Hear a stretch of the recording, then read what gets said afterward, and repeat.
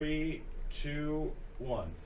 Hello and welcome back to our podcast, soon to be named. I am Megan. This is... I'm Lauren. And we are here today with Ryan Lockard from Specialty Athletics. I am so excited that you're here. Thank you so much. Absolutely. Thank you for having me, guys. So, Specialty Athletics is the only personal training for individuals with special needs in Portland. Ryan is the president of the Autism Society of Oregon's Board of Directors, accredited by the National Strength and Conditioning. Ryan has worked with individuals with special needs since 2007. Yeah. Long time. Has over 10,000 hours of one-on-one instruction working with individuals with various special needs, and is just overall an amazing human being. Yeah, he's one of my favorite people in Portland. So. I appreciate that, You guys. just put a smile on everybody's face every time we just, see you. Every time we come to visit you at your gym, I'm just amazed at how much heart it takes to do what you do. And it's just it just fills me with happiness every time we come there. Well, I appreciate that. Appreciate that, guys. So fun. Yeah. So Ryan, tell us a little bit more about your background and how you got into fitness and personal training to start. Yeah, absolutely. So, as you mentioned, I started kind of in the field in 2007. And really what happened was I was playing football at Lewis and Clark College, and I tore my ACL playing my senior year. And that actually happened in 2006. Ooh, senior year. Senior year. So, luckily, I did it early enough in the season, so I was able to get a medical red shirt. So I was able to play one more year and have one more year of eligibility. So cool. Fast forward to 2007, I had one more year of eligibility, left myself 2 credits short of graduation, and I was looking for a 2-credit class that, that I could still play ball and actually learn something from as well. So in the summertime, I got a job working with a 13-year-old boy with autism as his one-on-one aide, and that was kind of my aha moment with all the stuff that came about. So that, at that time I had no idea how it really changed my life for the better moving forward. But it was a part-time job that was going to turn into a full-time job after I graduated. But it turned into an independent study where I was working with Ben during the day, playing football, and then I wrote a paper on autism at the end of the term. And that was my 2 credits. So that was my last term of college. During that time, I really saw the need for fitness and saw that the expectations for him were set lower than his peers. And for no real reason. As far as physically, he was able to do everything. So that's kind of what got the wheels turning in my head about creating something like what we did with specialty athletic training. But it wasn't until fast forward to 2012 until we actually got founded as an LLC, founded Specialty Athletic Training. What did you do between 2007 and 2012? Were you doing regular personal training? No. So in 2007 did the independent study. And then once I graduated, that part-time job turned into a full-time job working with Ben. That was really when, like I said, when I saw that, during PE, he was only expected to run 2 laps around the gym, and his peers had to run 4 laps around the gym. And there was well, what's going on? There's no reason why he couldn't finish those 4 laps. But no one ever explained to him why your body sweats. So more I learned about autism, the more I learned about Ben, that was the trigger. He didn't like to run because he didn't like to sweat because it freaked him out. No one ever explained to him why your body sweats. Right. So we started doing other things, and he started verbalizing, Ryan, my heart feels like it's coming out of my chest, or my legs, they feel weak. So it was a big sensory deal. So that part-time job turned into a full-time job, worked with him for another year, and then was also coaching football at Lewis and Clark College. And then had the opportunity to go play football in France over there for 6 months. I didn't know that. I didn't know that at all. Yeah. Surprise. Yeah, so I played football over in France for 6 months. Came back, the guy I trained didn't work out, so the family asked me back to work with Ben again, and so I was doing that and coaching football. And so the football seasons overseas are in the springtime traditionally, or more likely in. So we went there and came back, worked with Ben again, coached at Lewis and Clark, and then I went to Denmark to play football for another 4 to 5 months. Yeah. I didn't know any of this. Yeah. Wait, what position did you play? So I played linebacker. So I Okay. played linebacker, came back. Same thing happened. For some reason, the guy didn't work out. So the family asked me back again, coached at Lewis and Clark, and then I went to play in Poland. So that was really at that time in your life too, early 20s when you just graduated college, didn't know exactly what I wanted to do. In 2007, the economy took a nosedive. So I wasn't sure what I wanted to do with the rest of my life. So I took advantage of being able to be paid and take some vacation playing football overseas. So I went to Poland. Right before I left, I met my now wife, Mary, and she came to visit and came back and knew I wasn't going to go back to Europe anymore because I was more grounded in the Portland area. The family the guy actually that I trained actually finally worked out, which was great for the family. Bad for me because didn't have a job then besides coaching at Lewis and Clark. Right. But I found a job working with another family and also another behavioral center.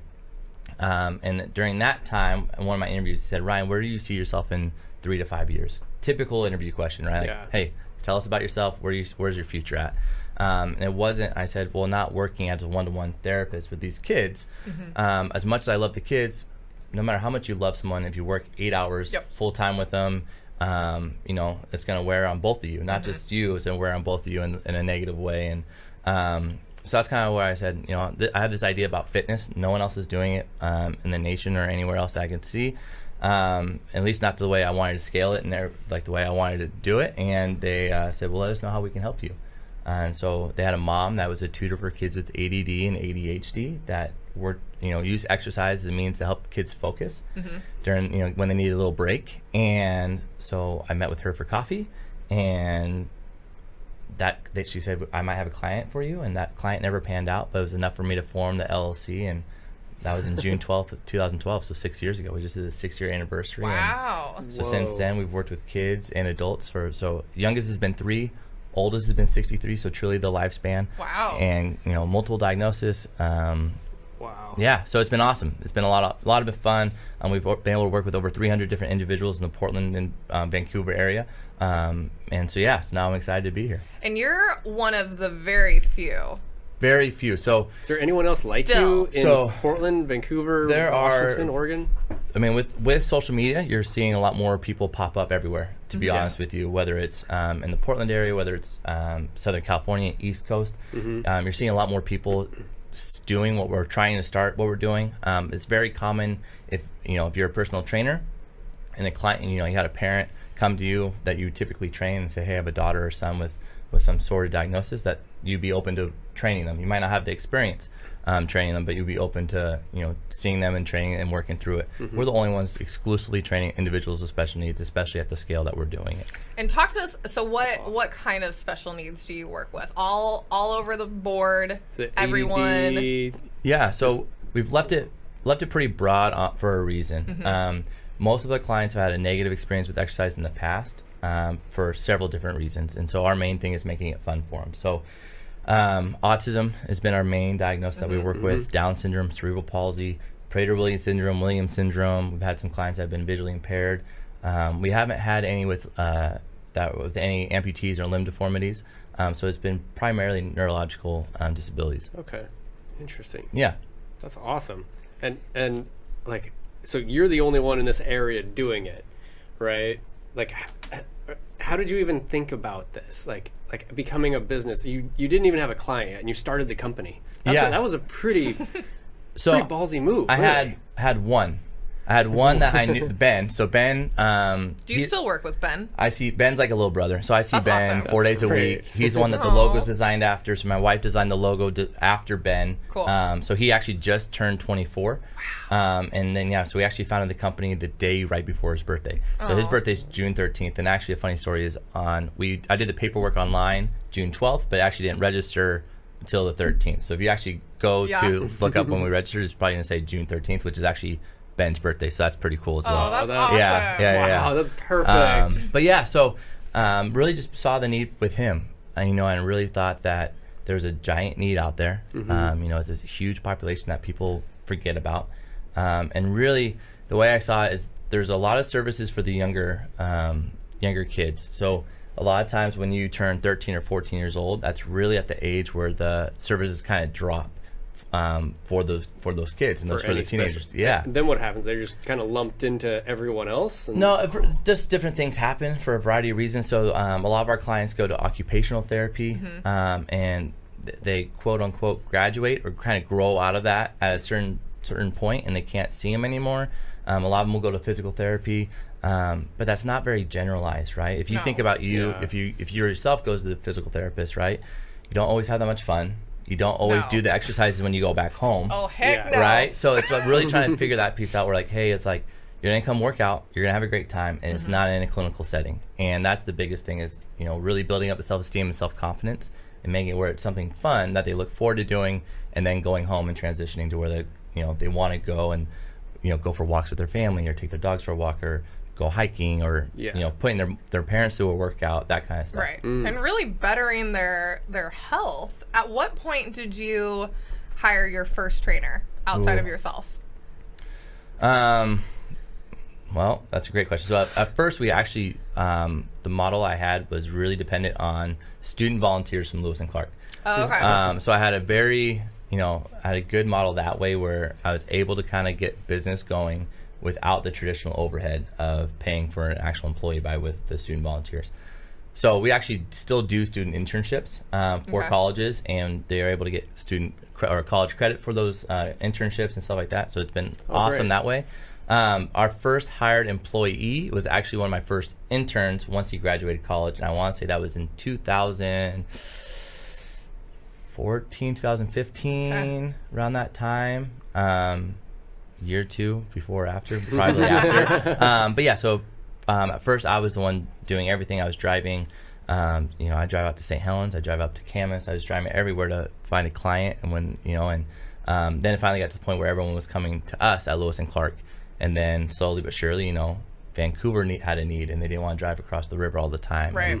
So now we're up there full time. Yep. And then, kind of now we got a lot of people from Hillsborough saying, hey, what about us? We're tired of driving to see you guys during the weekends, or we love to drive you guys during the weekends. We also love to see you during the week, but traffic's terrible on 26, and there's no way we can get over there. So yes, now we're in Hillsborough. I know.